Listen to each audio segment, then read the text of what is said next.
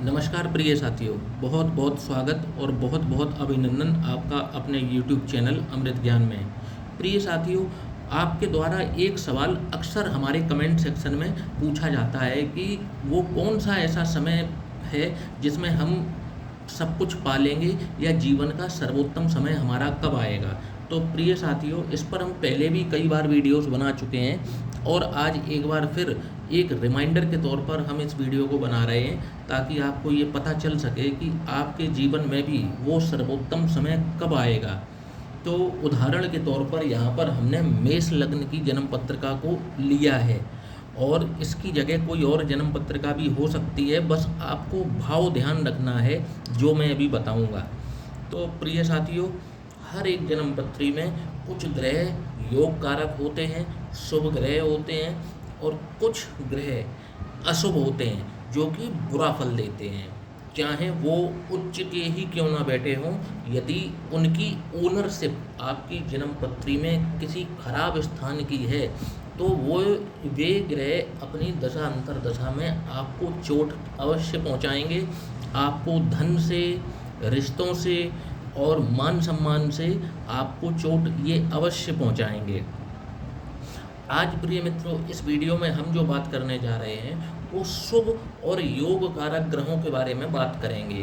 तो उदाहरण के तौर पर ये मेष लग्न की जन्म पत्रिका है, तो आप भी इसको नोट कीजिए कि जब भी लग्नेश की दशा अंतरदशा लगती है तो जातक अपनी ज़िंदगी में बढ़ना शुरू कर देता है, चाहे वो किसी भी बैकग्राउंड का हो।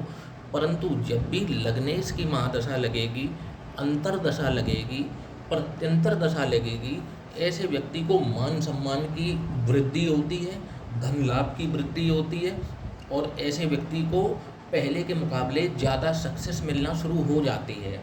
तो प्रिय साथियों, एक हमने देखा लग्नेश।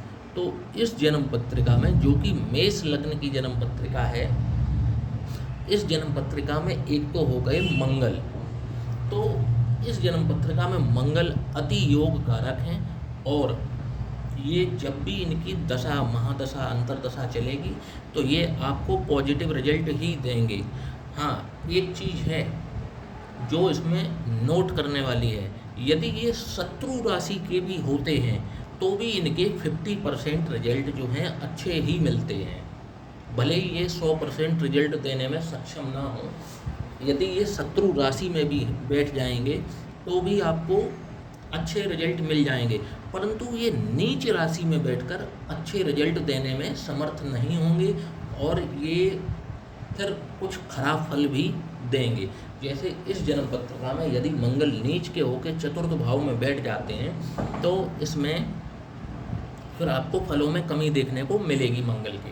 बस इतना ही ध्यान रखना है कि ग्रह नीच का नहीं होना चाहिए। अब बात कर लेते हैं, जैसे पंचमेश की महादशा लग जाए तो पंचमेश की महादशा यहाँ पर किसकी है, किसकी ओनरशिप है, तो सूर्य नारायण की।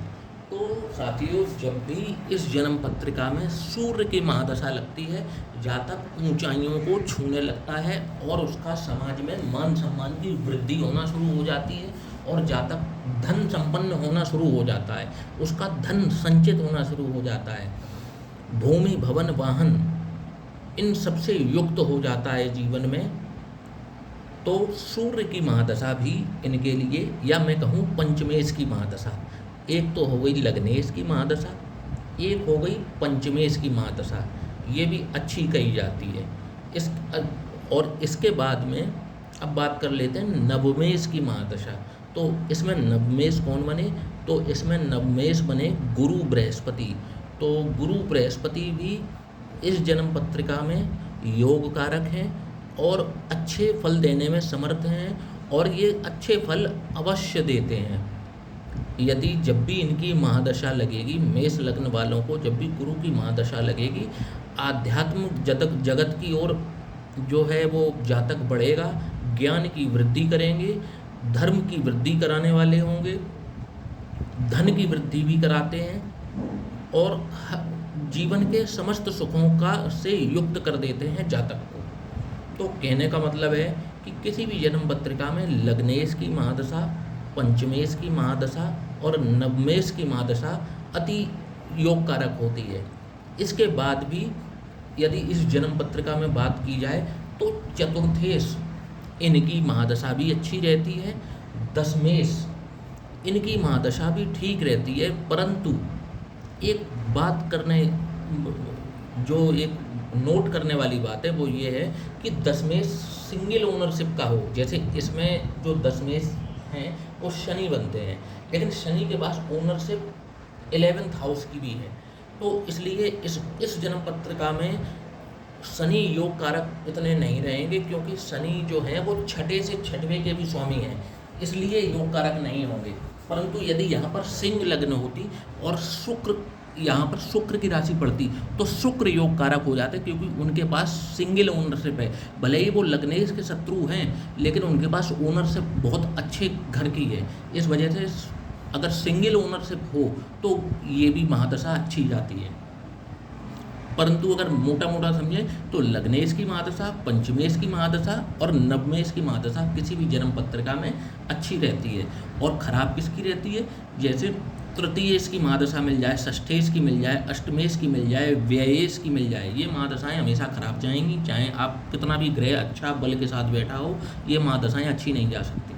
हाँ, एक चीज़ हो सकती है, अगर विपरीत राजयोग में बैठ जाए तो कुछ अच्छे फल मिलेंगे, परंतु वो अपना नेचुरल जो उनका कार्य है वो उसको वो जारी रखेंगे, साथ ही साथ कुछ अच्छे फल भी मिलेंगे।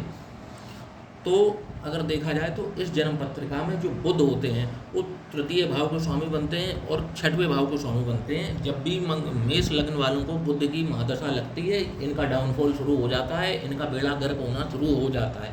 जब भी इनको बुध की महादशा अंतरदशा प्राप्त होती है, ये चाहे बुध कितने भी अच्छे बैठ जाएं, लेकिन बुध उच्च के होकर बैठ जाएं, फिर भी इनको बुध की महादशा अच्छी नहीं जाएगी, क्योंकि जो मारक ग्रह है यदि वो उच्च का हो जाएगा तो और पावर के साथ मार करेगा वो। तो इसलिए अब उदाहरण के तौर पर एक मैं और बता देता हूँ। यदि यहाँ पर वृष लग्न की जन्म पत्रिका आ जाए, वृष लग्न की पत्रिका आ जाए, 2 नंबर शुरू हो रही हो, तो यहाँ नंबर आएगा 6 और यहाँ नंबर आएगा 10। ठीक है जी। तो अब यहाँ पर लग्नेश कौन बने? शुक्र। पंचमेश कौन बने? बुध। और नवमेश कौन बने? शनि। तो वृष लग्न में अगर ये 3 में से कोई एक महादशा मिल जाती है, दैट इज सफिशिएंट। इंसान को अगर सही उम्र पर इनमें से किसी की एक की भी दशा मिल जाती है तो जातक जो है वह अपने आजीविका के क्षेत्र में, अगर छात्र है तो पढ़ाई के क्षेत्र में वो सफलता अवश्य प्राप्त करता है। और यदि बलाबल के साथ अगर ये ग्रह मौजूद हैं तो वो अतुलनीय सफलता प्राप्त करता है। और क्योंकि इस जन्म पत्रिका में अगर आप देखेंगे कि शनि दशमेश भी हैं, नवमेश भी हैं, तो अति योग कारक ग्रह इसमें शनि हो जाते हैं। अच्छा, इसमें सूर्य जो है, सूर्य की दशा भी अच्छी रहती है। क्यों रहती है? क्योंकि सूर्य के पास सिंगल ओनरशिप 4th हाउस की है, जो कि सुखेश हैं, इसलिए इसमें सूर्य की महादशा भी अच्छी जाएगी। तो आज हमने इस वीडियो के माध्यम से जाना कि आप अपनी अपनी जन्म पत्रिका उठा लें, जिनको ये जानना है कि उनके ज़िंदगी का गोल्डन पीरियड कब शुरू होगा, और ये देख लें कि उनकी लग्नेश की महादशा क्या लगनी है या लगने वाली है, पंचमेश की दशा क्या लगने वाली है या नवमेश की दशा लगने वाली है। यदि हाँ, तो उनका वो गोल्डन पीरियड बहुत जल्द ही आने वाला है जीवन में, और वे इस पीरियड में सब कुछ हासिल करने में सक्षम अवश्य होंगे। इसी के साथ आपसे विदा लेता हूँ। जय श्री राम।